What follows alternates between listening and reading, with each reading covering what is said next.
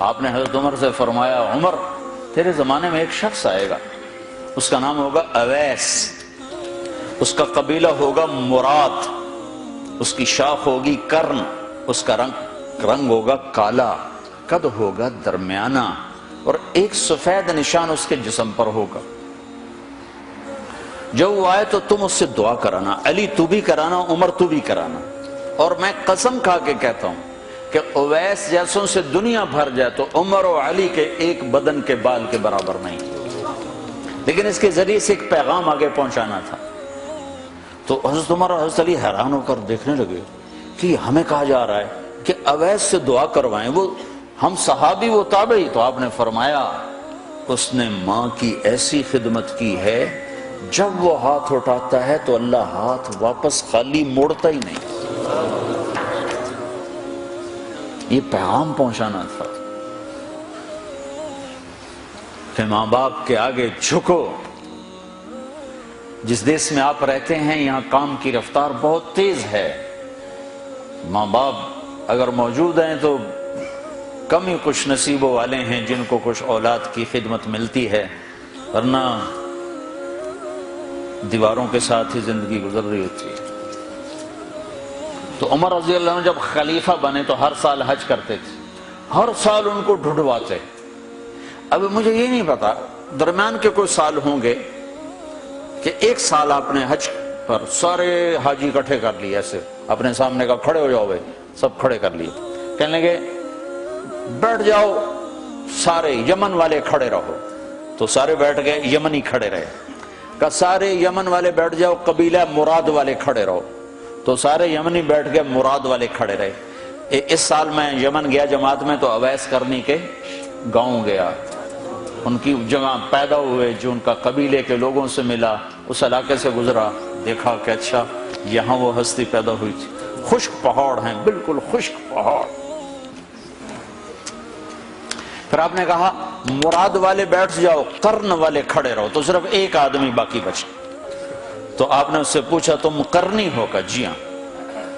اویس کو جانتے ہو؟ کہ جانتا ہوں، میرا سگا بھتیجا ہے، میرے بھائی کا بیٹا، لیکن وہ تو تھوڑا پاگل سا ہے، آپ اس کا کیوں پوچھ رہے ہیں؟ تو عمر رضی اللہ تعالیٰ عنہ رونے لگے، کہا وہ نہیں، تو پاگل نظر آتا ہے۔ پھر آپ نے پوچھا کدھر ہے؟ آیا ہوا ہے حج میں؟ ہے؟ کہ جی ہے۔ کدھر ہے؟ کہ جو اونٹ چرانے نکلا تھا عرفات کی طرف۔ تو حضرت عمر نے حضرت علی کو ساتھ لیا اور دوڑ لگائی اور پہنچے عرفات کی طرف، تو دیکھا تو ایک آدمی ایک کیکر کے درخت کے نیچے نفل پڑھ رہا اور اونٹ اس کے چاروں طرف چر رہے۔ تو یہ دونوں حضرات بیٹھ گئے، تو انہوں نے اویس نے محسوس کیا کچھ آ گئے لوگ، تو انہوں نے نماز مختصر کر دی، سلام پھیرا۔ تو حضرت عمر نے پوچھا کون ہو بھائی؟ کہا جی مزدور ہوں۔ کہا تیرا نام کیا ہے؟ کہا جی اللہ کا بندہ۔ کہا بھائی ہم سارے کے بندے ہیں، میں پوچھ رہا ہوں جو نام تیری ماں نے تیرا رکھا وہ کیا ہے؟ تو وہ تو پہچانتا نہیں تھا کہ عمر کون ہے، علی کون ہے، وہ تو پہلی دفعہ حج پہ تھا۔ وہ کہنے لگا تم کون ہو میرا انٹرویو کرنے والے؟ انٹرویو تو میں اپنی طرف سے کہہ رہا ہوں۔ میں کہا تم کون ہو میرا پوچھنے والے؟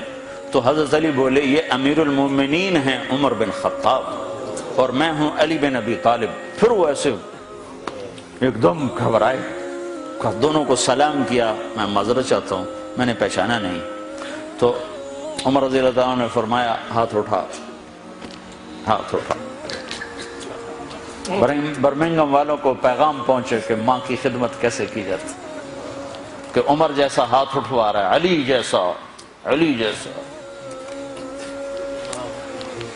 تو وہ کہنے لگے میں آپ کے لیے کیسے ہاتھ اٹھاؤں، میری اوقات ہے کہ میں آپ کے لیے دعا کروں؟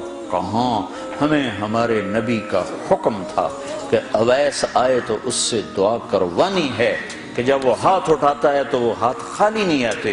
کس وجہ سے؟ تہجد، جہاد، تبلیغ، ذکر، تلاوت، تسبیح، حج، عمرے، نمازیں، روزے، ذکر، تلاوت۔ کس وجہ سے؟ نہیں، ان میں سے ایک وجہ بھی نہیں، ماں کی خدمت کی وجہ سے۔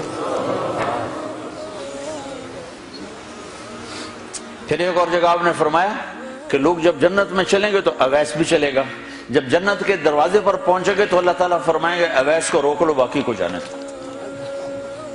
تو اویس گھبرا جائیں گے، کہیں گے یا اللہ مجھے کیوں روک لیا ہے؟ تو اللہ تعالیٰ فرمائیں گے ٹھہر جاؤ، جانے دو ان کو۔ ہاں بھائی، اب یہ سامنے جہنم کے لوگ کھڑے ہوئے ہیں، تو شفاعت کر، تیری تو فعل لاکھوں انسانوں کو جنت میں ڈالو، تجھے اس لیے روکا ہے کہ تو شفاعت کر، جدھر تیری انگلی اٹھتی جائے گی ان کے لیے جنت لکھتی چلی جائے گی، ان کے لیے جنت لکھتا چلا جاؤں گا، جدھر جدھر تو انگلی اٹھائے گا۔ صرف پونڈ ہی سب کچھ نہیں، مائیں بھی بہت کچھ ہے، صرف پونڈ ہی سب کچھ نہیں ہے، باپ بہت کچھ ہے۔